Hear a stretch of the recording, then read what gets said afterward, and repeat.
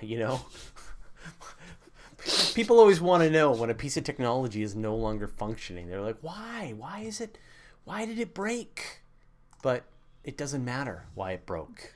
No, so my question was not the why, it was the were you 20 minutes without internet waiting for the stupid battery to cease No, its belief no, system? no. I just formatted it, cleansed it at a very deep level. Yes. Yeah.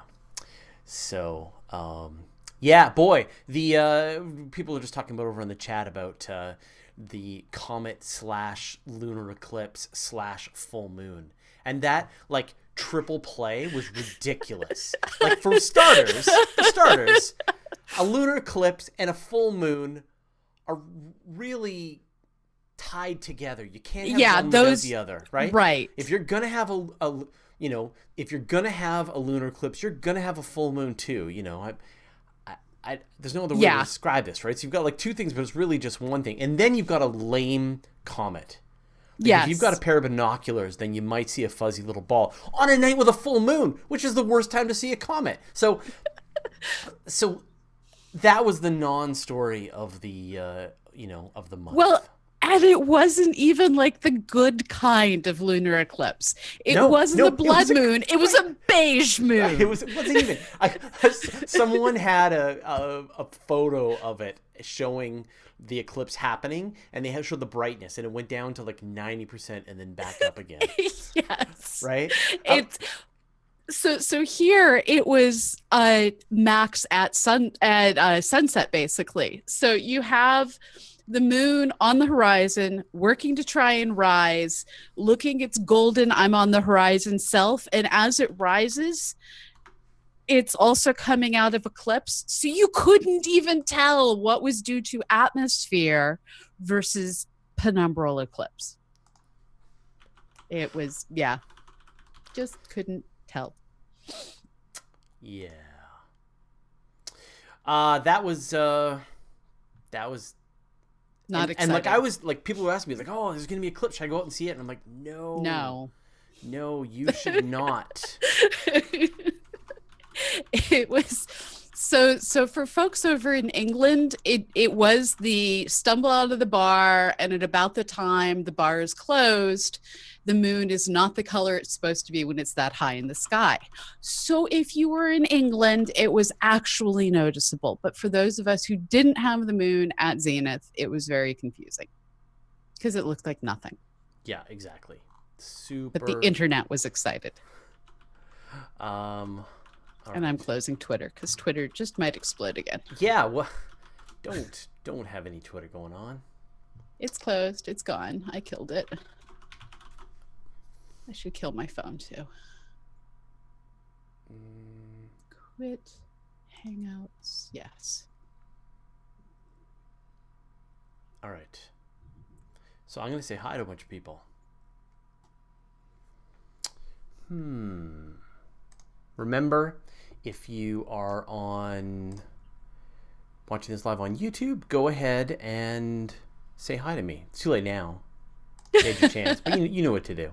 Hi to Adam Synergy and Gareth Blake and Guido Bibra and H Roll and Hilgbjörkog and L Torture, James Wielden, John Suffield, Larry Beckham, Lars Ry Jepsen, Lillian Brennan, Michael Jobin, or Michael Jobin, Nancy Graziano, Sylvan Westby, Thomas Tranker, and William Vanderbeek. Hey, everybody. Hello. For any of you who have stumbled into this, you don't know what this is, we are about to record a live episode of Astronomy Cast. Today, we're going to be doing an episode of Astronomy Cast all about fixing Earth. Terraforming Earth, as it were. And before we do, though, unfortunately, I've got to put something into my... Crap. I got to put something into my... I had Earl into my intro. I'm going to shamelessly self-promote something, but it looks like I have the wrong URL, and I don't want to get this wrong. So... I wonder if I can share that. Embiggen it. So download, embiggen, and screen share. Yeah. Okay. Hold on. That is so cute. All right, let me see if I can bring that open over there. Bring that up over here. Put it over there. Hold on. Full screen it. And then share the browser. Enjoy. So tell us what's going on here. You might have noticed it's a no makeup kind of day. And the reason it's a no makeup kind of day is because my dog is dead asleep, trapping me in my home office with its adorableness. So I think he's trying to fly in his sleep. We used to have this rule: you never wake a baby, right? Like Yes. no matter what. If the house is on fire, maybe you have an exception. Yeah. So in this case, you're willing to make that sacrifice. I am. So yeah. I'm letting sleeping dogs lie. Okay, I'm going to do this advertisement after the fact. I will submit it, and then we'll cram it into the episode. And so those of you, I was going to promote the Iceland trip, but I don't have the URL to it, so I'll do it after. Iceland trip. Iceland's my bucket list. Why do I not know about this Iceland trip? Paul, Matt, Sutter, and I are going to Iceland in February. Be cold. Yeah, and take some pictures of space. So, yeah, it's on my bucket list too. And so he invited me, and I'm like, done. Where do I sign up? Yeah, we're doing the Eclipse trip this summer, and I'm so looking forward to seeing everybody and just connecting with the fans and stuff. And I really wish we did more of this. Really, we're gonna work on it. Yeah. We've figured out that we can do this without losing money, which was the goal. So yes. Yeah, I feel bad that we can't have more people join us. Yeah, I'm gonna see if we can figure out something. We're working on it. That's what I was thinking. Was if there's some way that we can figure out, that would be great. Yeah, it's Susie is literally checking on can we get bigger rooms. I don't know if we can because our hotel's kind of small. Right. Okay, let us begin this thing we call Astronomy Cast. And of course, we will stick around after and answer your questions about space and astronomy. Okay. I'm going to press record. I am pressing record too.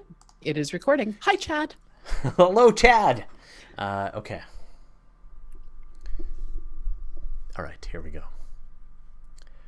Astronomy Cast, episode 439, Terraforming Earth. Welcome to Astronomy Cast, our weekly facts-based journey through the cosmos, where we help you understand not only what we know, but how we know what we know. My name is Fraser Cain. I'm the publisher of Universe Today, and with me is Dr. Pamela Gay, the Director of Technology and Citizen Science at the Couldn't do it.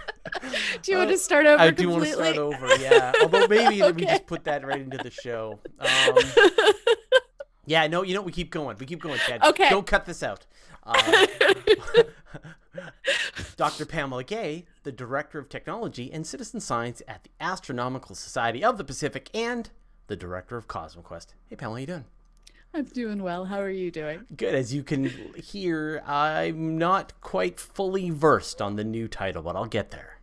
It's long. I went from having a really long institutional name to having a really long title, so it balances. Okay, so do you have anything to talk about? I've got one sort of thing to talk about, which is two things. But Twitch just created communities. And so one of the things that I thought would be pretty interesting, a lot of people asked about like streaming stuff, games and stuff, like a place. And so I thought it might be interesting for someone to make like an Astronomy Cast community or a WSH crew community. I made one for Universe Today. I haven't really figured out what to do with that yet. But that people can come and play games and stream into this one bucket and watch each other play space-based video games, Universe Sandbox, things like that. So if anyone wants to coordinate something like that, spearhead something like that, I'm in. Yeah, me too. Yeah. So go ahead and just send either of us an email, info@astronomycast.com, and we will sort of take a look into it. Yes. Yeah. Kerbal Space Flight also is discounted for Valentine's Day because flowers aren't forever, but space is. Okay, here we go. So we always want to talk about how we can make Mars more Earth-like, but the reality is that we're making Earth more Venus-like. We're Venus-forming Earth. So what are the various factors we're impacting on a global scale, and how can we fix them? This is such a weird. It's such a funny thing to me. It's all sort of explained. We sort of stumbled upon this idea for a show during a previous show, but the gist is that everyone always wants to know, like, how can we fix Mars? How can we fix Venus? Now, fixing Mars is an incomprehensible amount of work, right? Like, yes. Like it has no atmospheric pressure. It has very low gravity. It has all these problems. And then Venus is like next level, 90 times atmospheric pressure of Earth. You would need to dump, entire asteroids made of limestone into the Venusian atmosphere to start to lock up that carbon. Like it's crazy. And yet people want to do it. They want to think it through and think like, what? How can we do this? And at the same time, we are changing the climate and atmosphere of our own planet in ways that are directly impacting life here on Earth, and specifically human civilization. So I just wanted to sort of like just bathe in the irony for an episode of Astronomy Cast and talk about what we can do to fix it. It's true, and I know here, at least in North Continental and Central Continental United States, and going into Canada to a point, this week has sort of brought this home to us as the temperatures have wildly swung back and forth between below freezing with large amounts of snow to t-shirt weather and then back again. It's crazy how not what you would expect our weather has become, and how insane the growth of plants and animals out of season is becoming. Now you are confusing climate with weather. Rookie mistake.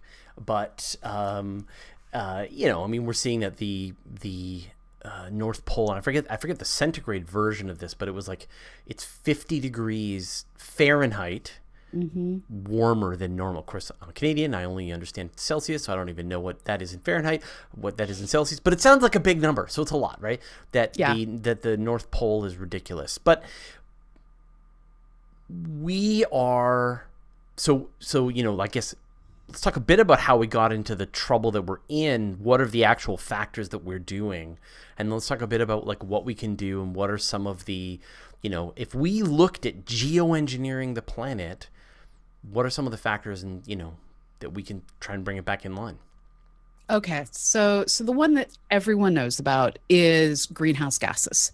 We have changed the way that our planet retains and radiates heat. The heat we get from the sun comes through the atmosphere, nice, happy, all sorts of different colors of light, warms up the ground re-radiates it in the infrared, and the atmosphere is like, and we shall keep this. Mm-hmm. So we're retaining more heat than we used to, and more heat than we would like to. So there's factor one. Factor two is changes in albedo. So once upon a time, snow was white. Any of you who live in cities know snow after a few days, not white, because of all of the pollution that we let loose into the atmosphere. It gets onto the snow, and those of you who live in cities with melting snow know that the more the snow melts, the more black, crusty nastiness is on top of the snow. So we have this two-factored problem of snow that is kind of all over the planet, or used to be, has been covered in layer of air pollution because we have cars and planes and trains and all those sorts of things. And as that snow melts, it gets blacker and blacker and blacker because you have the snow going away and the layers upon layers upon layers of what had been not that much pollution adding up as the snow goes away, leaving behind only the pollution. This takes nice, happily white snow that was happily reflective and turns it black. And as anyone who has a black car knows, black cars are perfectly happy to absorb all of that heat and roast everything underneath that black car exterior, exacerbating the melting of the snow, the glaciers, the ice, all those sorts of things, which then starts to reveal the dirt, the grass, the open water beneath, lowering the albedo even more. So we have this albedo issue.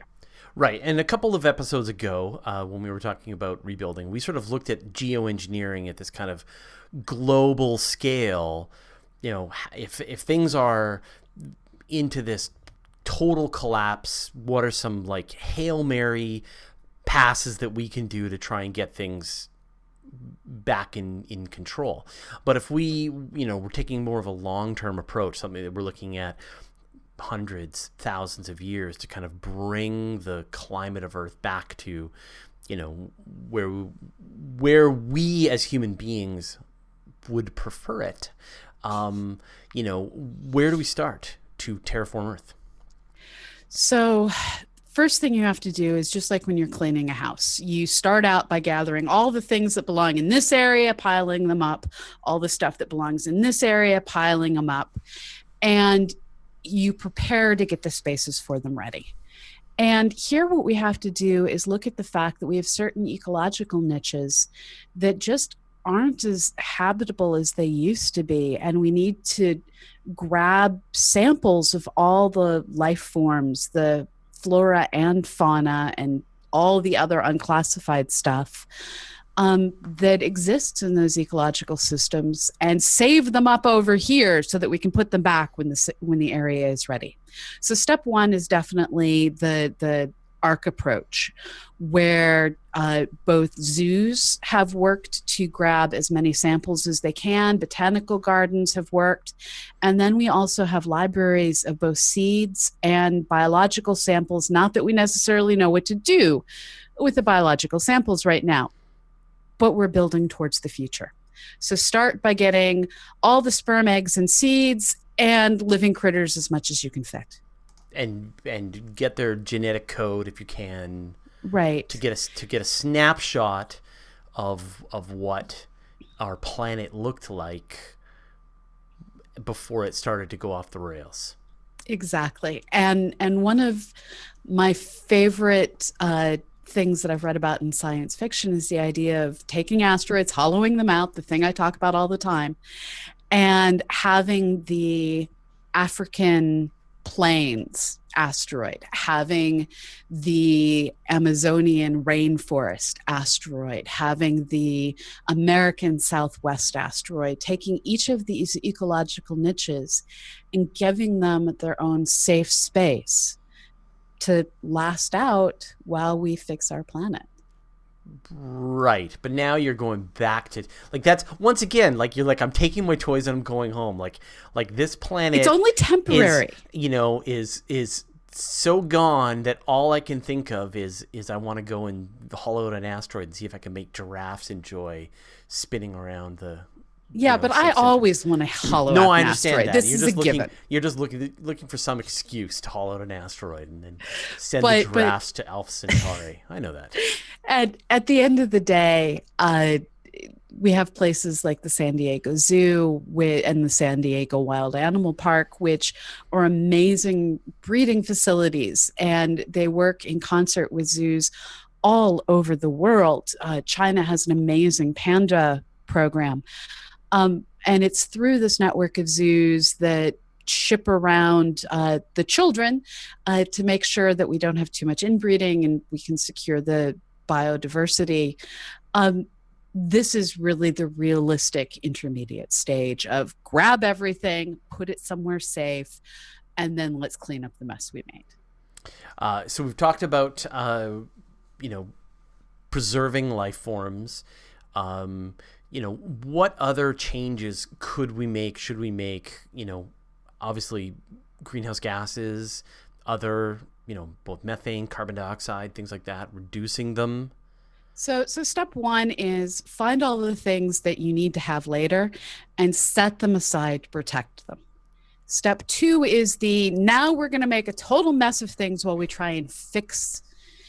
It's the make things worse before you make them better stage. Right. Are we talking about our economy, our standards of living, things like that? Yeah, unfortunately that is part of it. So as a starting point, you have to get rid of the things that do bad. So those of us who were children of the 80s may remember the days of giant hair, which was generally supported by aerosol hairspray. You may remember the days when Freon was the major thing that was used in air conditioning units.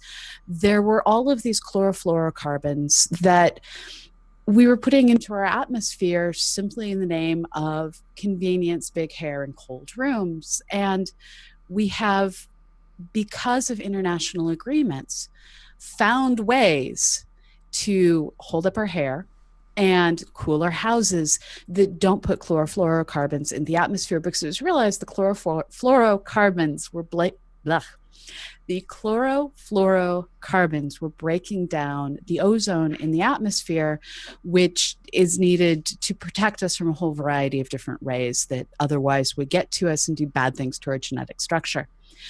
So just like we had to pass international treaties to stop the emission of chlorofluorocarbons, we're going to need to have international agreements that push back the release of greenhouse gases. This is everything from methane to various hydrocarbons.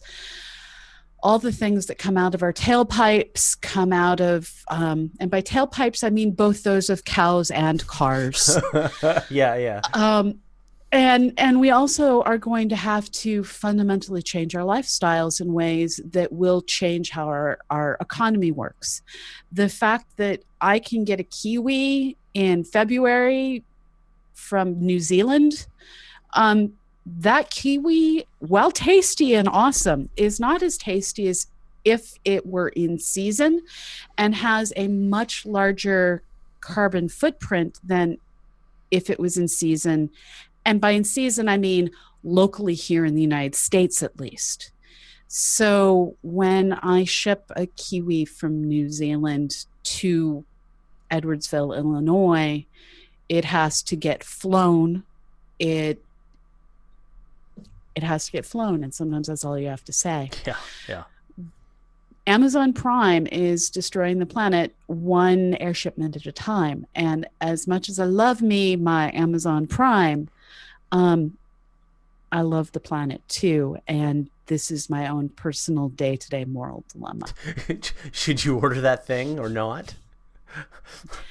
Right. And I mean, isn't it better for me to go to the local farmer's market when I want to buy things direct from the artist, or to go to Etsy where it's going to get mailed to me? Where should my fruits come? Where should my vegetables come from?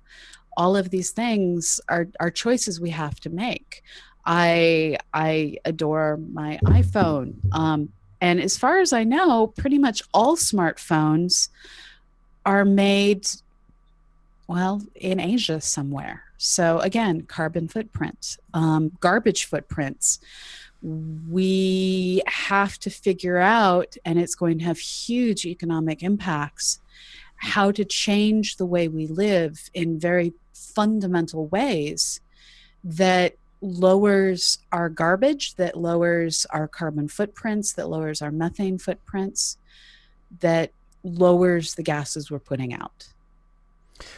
One of the things we've talked about this in the past is that, when we talk about saving planet Earth, the reality, of course, is that planet Earth doesn't need us. Planet Earth is going to be fine without us. We talked about this. The planet will reset itself. That we make decisions as individual consumers on a day-to-day basis, like should I from Amazon Prime, should I eat that kiwi, right? And yet we oftentimes don't, and oftentimes choose the option that is a little harder on the planet and push things a little more. Should we fly? Right? I mean, you could have electric, you can have electric cars, you can have electric rail, electric semis, but you can't have electric airplanes. Really? Well, you can. They're just not good yet. Sure. Yeah. Yeah. And how do we balance things out? I mean, it comes down to how often have all of us made the decision to hop in the car to drive 5 minutes to something that we could walk to in 30. And these are choices. And I think there's a certain hopelessness that we all are like, well, I can't personally make a difference, so expletive it. I'm going to just muck up the planet in the name of convenience. Yeah. So for sort of larger trends, though, I mean, what are some of the things that are sort of coming online that are sort of helping, hopefully, bring the planet back towards its sort of happy place? Well, we are developing better scrubbers, better filtration systems, better recycling systems. None of them are ideal. I mean, at the end of the day, nothing is going to be effective as saying no to overnight shipping, saying no to more face-to-face meetings, saying no to, in fact, let's have everyone working in an office building.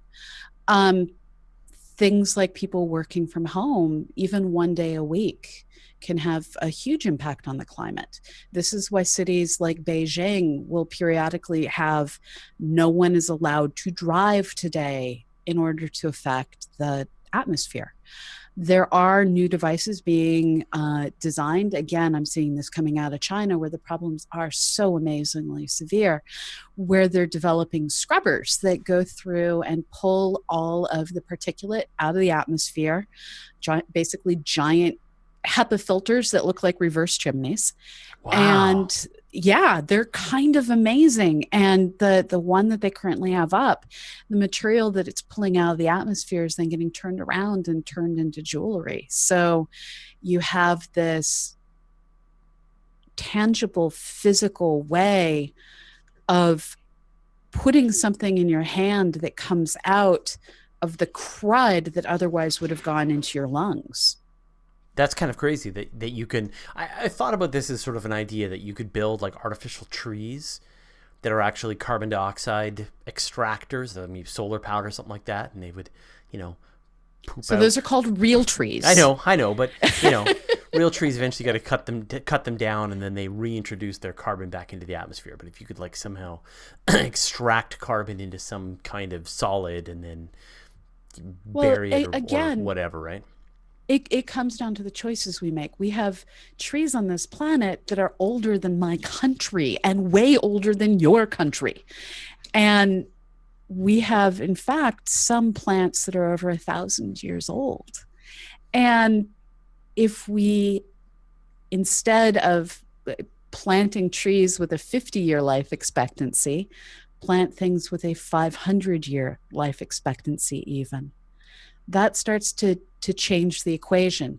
Plant things that grow tall and build our houses in the feet of the trees, look more like a Wookiee village than our current clean-cut suburban neighborhoods. These kinds of differences also affect heating and cooling bills. The temperate areas under the trees, you have a thermal lag where it doesn't get as cold because you're being insulated by the canopy, and it doesn't get as hot because you're being shaded by the canopy. There are choices. Right, and one of the big ones as well is to live in cities. Yes. One of the horrible things that we're doing is changing the albedo of our landscape. It keeps coming back to this whole, how do we change the reflectivity and absorbency of our landscape by, well, paving the world and making it a parking lot. Suburban neighborhoods with your cookie cutter houses start by clean cutting in most cases. And then you have a lot of individual homes that aren't stacked because they're individual homes. By making where we live smaller and smaller and more vertical, we condemn a smaller part of the land to be a thermal sink. And we put everything back to, well, the grasslands and forests that had the past reflectivity and the past carbon sequestration. How do you think things are going to play out right now? As you know, if you sort of like looked at the trends that are going on, I mean, there's a bunch of trends that are going against us, right? There's the increased greenhouse gas emissions, the potential feedback loops, the increased launches into outer space, the desertification, the ocean acidification, the changes to the Gulf Stream, the changes in salinity. There's a ton of things that are going in the wrong direction. But there's a bunch of stuff that are going in the right direction. Things like, the fact that the population, although it is growing now, is expected to decrease in the future, and standards of living are going up, and as people make more money, they can switch to less polluting, cleaner sources of the things they use. And then you look at some of the technology. I mean, solar panels, things like that, they are becoming they're falling onto the technology curve. The way we produce our power, the way we store our power, they're becoming technologies. As we've all seen with our computers, they get cheaper and cheaper and cheaper. So kind of game out where we're at and which things are really going to play a part in it.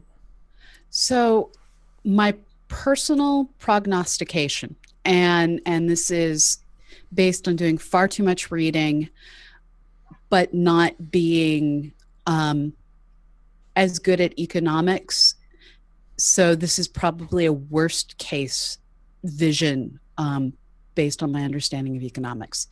So we're going to go through a continued period where the short-term desire to make money overruns the long-term desire to better the planet, where we are seeing the fact that solar power, the fact that electricity, the fact that many of these green energies are getting cheaper and cheaper and cheaper is going to lead to increased use of essentially much cleaner manufacturing techniques, much cleaner electricity, much cleaner transportation at the personal level and at the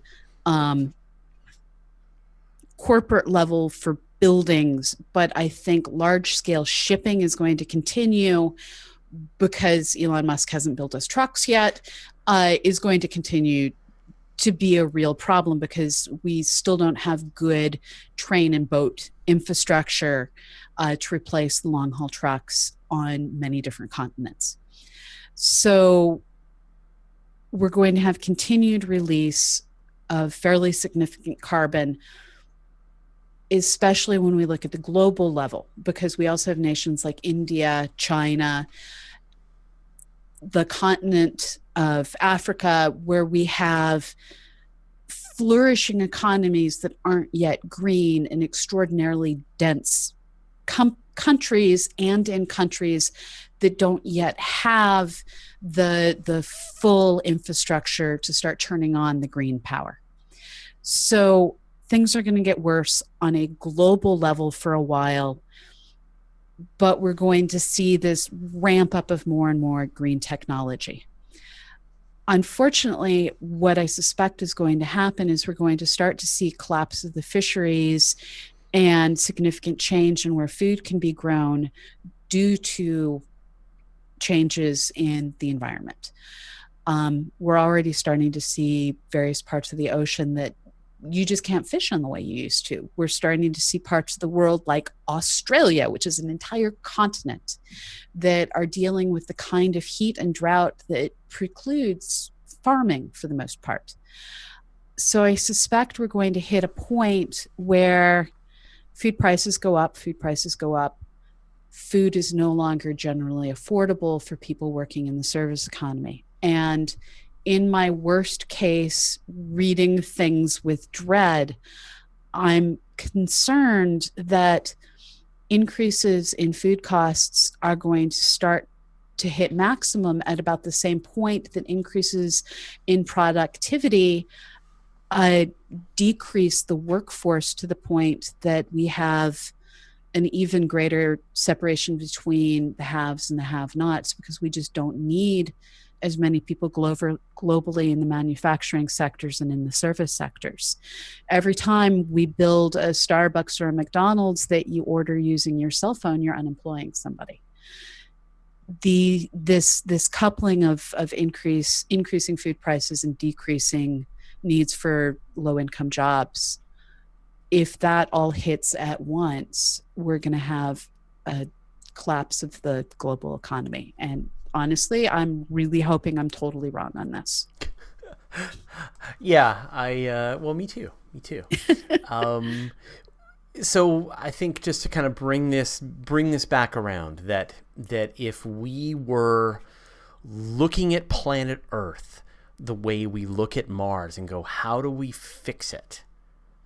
Right? What would be the sort of the prescription? How would we, as how would you as a scientist, how would planetary scientists look at this problem and go, okay, all you got to do is crash 14 comets into the into the ice caps and and let off volcanoes. And we talk about the that's the geoengineering, that's the sort of mega project route. But the how can we sort of fix it? So the things that need to happen that we're not talking about are, we need to severely restrict use of underground aquifers that are causing ground to actually sink. For instance, what's happening in Mexico City and Texas and the American Southwest. We need to stop emptying the aquifers in general. We need to start finding ways to scrub the atmosphere and return the surface of the planet to its old albedo values. This means putting trees back, putting grasslands back, moving people out of the suburbs and into the cities, at least to go back to historic kinds of, and here I'm looking at 1600s, where we still had some cities, but we weren't yet doing quite what we're doing to our planet. We need to work to fix the salinity of the ocean. And by fix, I mean like literally fix it so that we don't decrease the salinity of the ocean. And we need to figure out what is necessary to get glaciers reglaciating, get that fresh water sequestered back into ices, get the north and south poles refrozen somehow. How do you do that? This is where we have some large scale problems that we need to figure out how to solve. I mean, the simplest way to do it is, like I said last episode, all I want for Christmas is a super volcano to go off without killing people. We need okay, sorry. We need to find a way to temporarily plummet the temperature a bit in a way that there's a chance that the right kind of super volcano could give us a leg up on that. Right. The super volcano that blasts off with an enormous amount of carbon, so what's the main thing that's going to goes into the atmosphere that during a volcanic eclipse? It's the silica dust. That's right. Yeah, right. So the dust and the chemicals that go up and darken the earth to buy us a couple of years. Yeah. Let's hope that doesn't. It's still recording. Happen.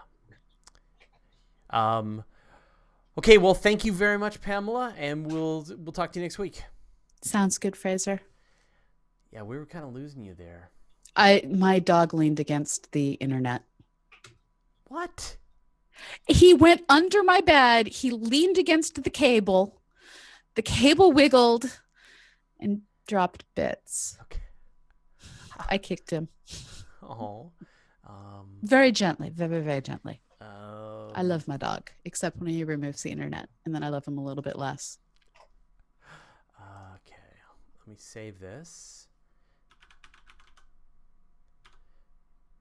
Stop playing with the internet. Come on. Come on out. Come on. Here, take your small plastic container over there. Okay. dog. Sorry. He just wants to play with the internet. He does, and I don't blame him. The internet is fabulous to play. Okay.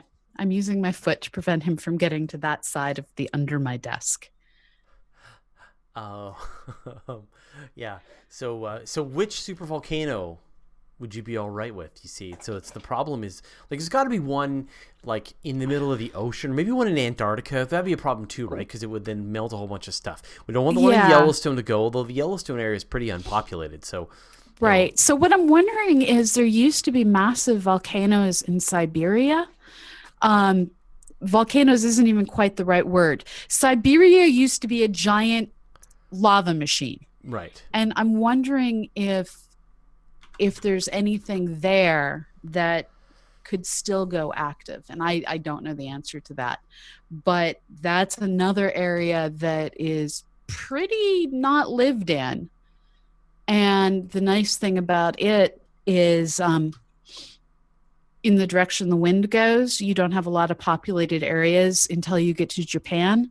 And a lot of the wind flows would go north of Japan. Here, if Yellowstone goes off, you're going to upset pretty much all the cities in Canada other than like Vancouver, as well as like all of the American Northeast and Chicago. Yeah, I don't think there's any. I mean, there's no way to get your devastating supervolcano without killing a lot of people.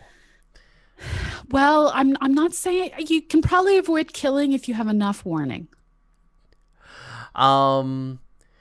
Question from William Saterwaite: if you can't move, would painting your roof white be a good substitute for albedo? It would help, yes. It would also help your house. Yeah, the Siberian traps. Yeah. That's the one. Larry Beckham says, I advocate the one-child policy worldwide. The situation is that bad. I don't think that's entirely true. Of course, the camera's because there's people like me who don't want kids, and other people who are perfectly happy having 2 or 3 kids. I think just in general, as countries, as populations become, have a certain amount of wealth, it doesn't have to be a huge amount of wealth, their populations naturally decline. Population in Japan is declining. Population in Canada, European countries, they're all declining. It's, for us, we immigrate a lot of people into Canada, so that increases our overall population. But just in general, the way you encourage people to not have lots of kids is to just help them have enough money. Yeah. That it doesn't have to be a decision that they make. And it's pretty dramatic. And so populations worldwide are going to stall out in the next, I forget what the exact number is, next latter half of the century. And then they're going to decline forever. Yeah. Right? And we're actually, this causes its own suite of completely different problems, because you then run into a shortage of caregivers. Mm-hmm. And so then, yeah. And that's what they're using in Japan in many cases. As opposed to immigration, right? Yeah. I was actually talking with my wife about this. Like, here's my big money making idea is build a Japanese care facility in like Malaysia or Thailand or Laos or something like that, and you can go and well taken care of, and everybody speaks Japanese, and yeah. Ironically, a lot of people in the U.S. go to Mexico to retire. Yeah, Costa Rica. That's where I think I'm going to go. So William Satterway says in the quote in the chat, so end poverty. I can get behind that. That's really it. Yeah. You end poverty, and you will decrease the population crisis. Yeah. And in theory, allow people to purchase cleaner technologies. That's like the best thing that we can do. The Scandinavians are really doing well on this sort of stuff. Mm-hmm, mm-hmm. And I forget, like, huge percentage. Yeah, as you said, in Europe are now all renewable energy. Solar power, wind power, tidal power, things like that. And so at a certain point, they're no longer going to need any kind of carbon emissions. Right? Just it takes, but you can see that there is a government led sort of focus on this, which helps. MC Deuce wonders if you still have your horse. Do you still have a horse? I don't. He got old and didn't want to carry my fat butt around anymore. And there was one day when we were riding and we stopped to talk with a bunch of people when the whole group of us went to split off, I put my legs on his sides to tell him to move forward, and his response was to pin his ears. And when I could control his ears instead of him by putting pressure on his sides, I was like, oh, old fellow, you don't want to do this anymore. So he got sent back to his original owner, where he is now the companion to horses that are too young to be ridden. So he gets to be the grumpy old man that keeps the younglings in line. That's awesome. Question from Lillian Brennan. If we manage to get factories in space, how far would they need to be to prevent pollution or debris from falling back to Earth over time? No idea, simply because I'd ideally want to say that none of those factors would be a problem unless they went boom. No, but I mean, if you put a nuclear power station into low Earth orbit with the International Space Station, it's gonna decay and crash back into the Earth within a couple of decades. But if you move it higher, so how much higher? You don't have to go a lot higher, like no, another couple of 100 kilometers above, and the orbits last a lot longer. Yeah. I was thinking on orbit debris, not. Yeah. There's going to be. I mean, it's funny. There's going to be different orbits that will be used for different things. You may want to go all the way up to geostationary orbit or something like that. You may be that you just want to be in low Earth orbit, and you do want your waste problem to burn up into the atmosphere. Although that would heat up the atmosphere, as we saw in 70s, so you might not want to do that. So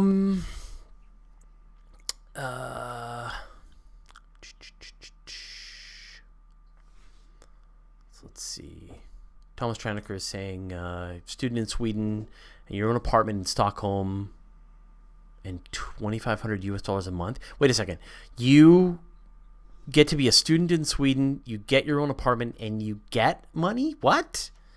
They do this in other countries. What? Scandinavia has it down, man. They really do. Man. Yeah. Props. Chocolate Wish is saying they say the 12th billionth person will never be born. Yeah. Yeah, that's... Which is pretty interesting. MC Do says, isn't Yellowstone a ticking time bomb of a caldera? Yeah, but all that means is that at some point before the world ends, it will go, not necessarily that it will go at a useful time. We talk a lot about the one under Yellowstone. There's also one under Naples, as we talked about in the last episode. It's actually a bit more concerning right now. As I mentioned, we haven't done an episode on supervolcanoes. Yeah, we need to do that. So maybe we'll do that next week. Susie? Susie, did you get that? Because that's like your favorite topic, you monster. Everyone needs a hobby. Arjun asks, what effect would there be if we could get desalination actually working? That way the coast would not need all that water. Desalination is working. Yeah, desalination, it still takes more power than we'd like, but Israel figured it out. Mm-hmm. So the problem is more a matter of we're melting ice into the oceans. Right, is the cause of the right, but the point being, like, we can, as weird as it sounds, set up some kind of solar powered desalination facility and dump the products back out into the ocean, although you'll get kind of local increased salinity, right? But right, and the other side of this, if what you're getting at is my comment about the aquifers, we keep putting people in deserts, and you can't. There's nothing to desalinate if you're in a desert unless it's the one near the Dead Sea. And don't drink the Dead Sea. It's kind of awesome the way it is. Right, but you can bring water in on a pipeline, and we keep building oil pipelines. We don't build water pipelines. Mm-hmm. You can kind of imagine, right, like putting, running a big long pipeline, desalinating, bringing in water, dumping it into the desert. soaking up carbon that way.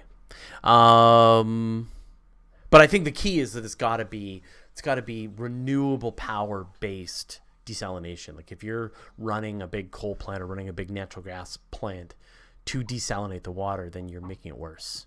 Yeah. David Joseph Wesley wants to know how we avoid creating the Reavers when we terraform Earth. That is a Mass Effect comment, and It's also a Firefly comment. Oh, right, it's the Reavers. That's right. Sorry, not the Reapers. I was thinking Mass Effect, but you're right. The Reavers from Firefly.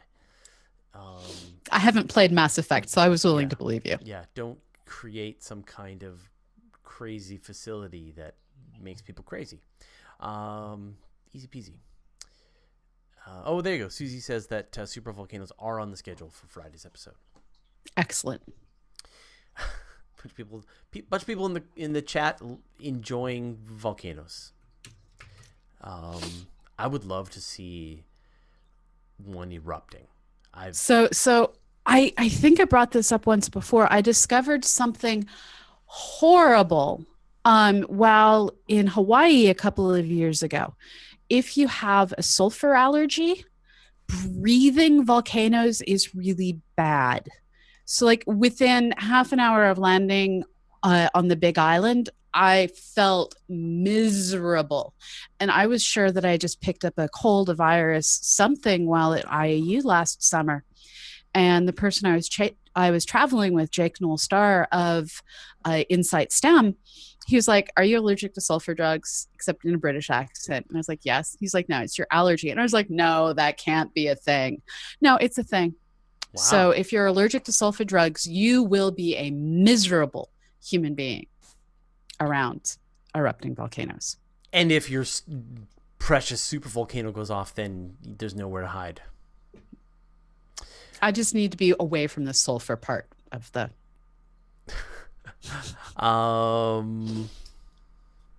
Let's see. I'm almost out of time. Are you? Okay. All right. Yeah.